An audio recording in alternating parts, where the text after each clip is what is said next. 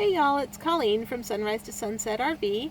I'm back with video 4 in my 1-year anniversary series. Again, I'm going to be reading from my screen because it's easier to keep up with what my talking points are. So I just wanted to go over what my previous videos were. Number 1 was things I wish I knew before I hit the road. Number 2 was top 10 places I visited in my first year. Number 3 was the best and worst things about living in an RV. And now this, in my 4th video, I'm going to be talking about what to look for when purchasing a used RV. If you've been enjoying this series, please consider hitting that subscribe button down below. Give this video a like and leave me a comment. I've been trying to answer all of the comments. So if you leave me one, I will get back to you. So before we get started, the best bet when you're looking at a used RV is to take it to either a mechanic or an RV person to have them look over the rig and let you know what it might need and whether or not it's worth purchasing, especially for how much money you'd be spending on it. I did not do this with Serenity. However, as soon as I got back home, I knew something was wrong with the brakes. So I reached out to my trusted mechanic, and he unfortunately wasn't able to work on Serenity, but was able to point me in the right direction to somebody who could. That mechanic also had someone on staff who knew a little bit about RVs, not enough to really do anything for me, but was able to, just kind of help me out a little bit. So yeah, I probably should have had somebody look her over before I purchased her, but hindsight's 2020. And I've been very fortunate. There really hasn't been too much that I've had to deal with other than, just stuff that you would think you're going to have to deal with at some point anyway. So, all right, on to the things to look for when you are looking at a used RV. Number 1, does she run? So make sure that the RV you're looking at, that you take it on a test drive. If possible, take it out on the highway. Take it on hilly roads. If you can, get on a dirt road, if that's one of the things that you're going to be doing is going on dirt roads. Because you want to get a feel for how the RV is going to drive in the usual situations that you're going to be driving in. Number 2, does she stop? We all know my experience with Serenity's brakes. So when you have everything on the line, especially if you are full timing, you want to make sure that your vehicle can stop. Number 3, tires. Making sure that your tires are in good repair is important. You don't want balding or worn tires. It would be horrible if you went to stop on a rainy day and you couldn't because you didn't have good tires. You also don't want your tires to pop while you're driving down the road. You don't want to get into an accident because of that. So make sure that your tires are looking good. They have good tread. They don't have any bubbles, anything like that. Moving on to the cabin side, the electrical system. Make sure that everything runs. That your lights, your fans, the refrigerator, your wall sockets. So you're going to want to check the house battery to make sure that everything that runs on DC is working. That's usually your lights and your fans. Make sure that once you are plugged into shore power, that everything is working. So now your wall sockets should be working, all of it. And then same with your generator. Start up your generator, especially if you have an onboard generator. Start it up, and make sure that everything runs on it. Also with your generator, be sure that it's vented properly, doesn't leak exhaust into the cabin. Because that was one of the problems with Serenity's onboard generator, which is why I no longer have an onboard generator. I have an external generator. So just another thing to look at. Number 5, the water system.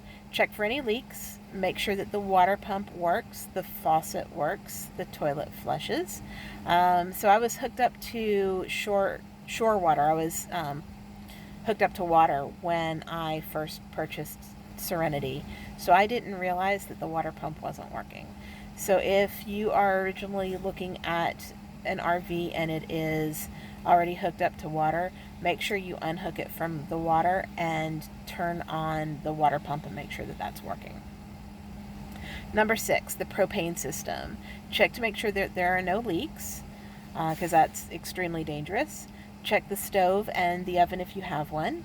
Check your hot water heater. Also, some refrigerators run on battery, they run on electricity, and they run on propane. If the refrigerator in the rig that you're looking at runs on propane, double check it, make sure that it's running properly on the propane. Also, make sure your propane tanks and lines are in good order. So, for example, my propane tank was missing the handle on the shutoff valve. So it was a quick and easy, inexpensive fix, but because I didn't look at it, I didn't know. So make sure you do a visual inspection of that as well. Let's see.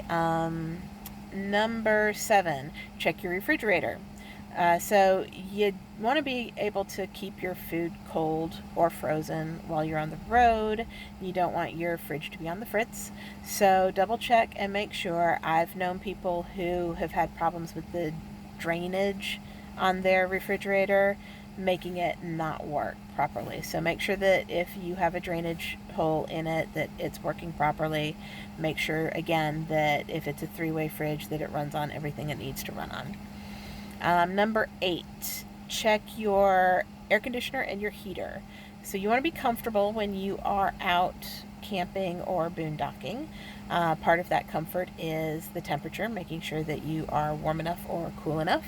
So make sure that you turn on your air conditioner. You're probably going to have to do that. You're going to have to do that when you either have it plugged into shore power or with the generator. So turn on the air conditioner, and same with the furnace. Make sure you turn it on and check and make sure that it's working. The furnace is going to need electrical and it's going to need propane, so double check those. So that's number 8. Number 9 was the awning. If the RV has an awning, check and see if you can open it up and close it easily. Mine cranks, so I needed to make sure that I had the tool to crank it, and that when I cranked it that it did come out and it closed back up. And then check and make sure you don't have any tears or rips in the awning fabric. And also, one of the things that I never would have thought of, but it happened to me. The first time I opened up the awning, the top of the awning was not inserted into the clips correctly, and that could have been very dangerous driving down the road. It could have popped out and could have hit somebody. So double check your awning and make sure that it is all where it's supposed to be. Let's see, number 10. Sorry, I'm saying a lot. I'll work on that. Number 10, you don't want an RV with roof problems, so check the roof. You can check from inside by looking at the ceiling, see if there are any stains. That's a telltale sign.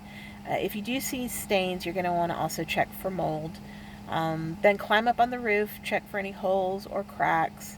Any of the seals leaking. Also, make sure you check around the edges of the roof, because that's another place. The part that hangs out in a Class C or in a Class B like mine, check the part that hangs out over the windshield, because that's another place where people can tend to get into an accident. They can run into, say, a garage or some kind of an overhang. So double check there as well and make sure that there aren't any leaks there. 11, check the windows, because that's another place that you could have leaks. So check around all the seals of the windows. Also make sure your windows open and close.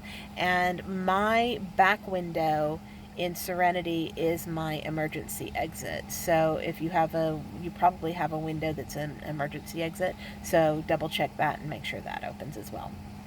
And last but not least, number 11, check your sewer system. You want to make sure that your black and your gray tanks drain well. So do a visual check of your sewer pipe. Make sure that there aren't any cracks in it.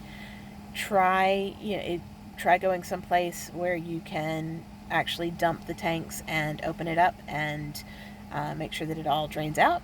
And then also make sure that the cap fits well, because that's just gross. You don't want any of that stuff leaking out. So those are my 11 things to check on a used RV before you purchase it. Just real quick running down them. Does she run? Does she stop? Tires, the electrical system, the water system, the propane system. Check the refrigerator, the air conditioner and heater, the awning, the roof, the windows, and last but not least, the sewer system. So actually that's 12. I miscounted when I was numbering them, so those are my 12. Anyway, that's all I've got. I hope this helps if you are planning on purchasing a used RV. Let me know in the comments below what you look for when you're looking at a used RV. And while you're there, give me a like, hit that subscribe button, and if you want to check out the other videos in my 1-year anniversary series, I've got a playlist. I'll put it wherever they go. I can't remember which side, but I'll put a link to them there. And I really appreciate you guys watching it. Thanks so much. Love ya. Talk to you later.